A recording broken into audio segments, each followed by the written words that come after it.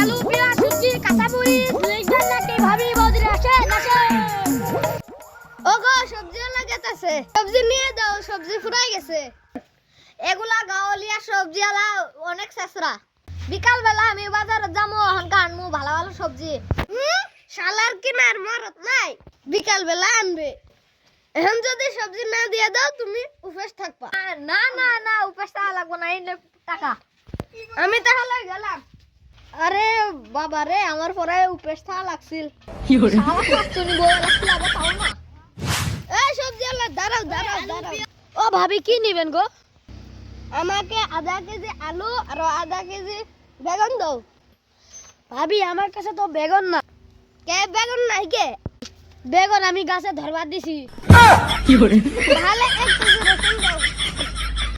ভাবি তুমি তো সুন্দর কে গো ভাইয়ের কাছে বিয়ে না হয় যদি আমার কাছে বিয়ে হতে শালা তুই আমাকে পড়াবার ধান্দা করস কি করে মানে তুমি একটু সুন্দর দেখি বলছিলাম এই শালা তুই আমাকে পড়ার ধান্দা করস ওই বাবা কি করে শালা বুড়া বাধা কর যা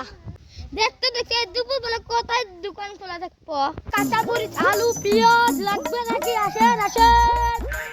এ দেখ দেখ সবজি লাগাইতেছে এ শালা বুড়া যে সবজি লাগাচ্ছে যা এ আলু 1 কেজি কত 1 কেজি আলু ভাবির সমান দাম কি করে আমার সামনে আমার কেটে দিন শালা দাঁড়া কি করে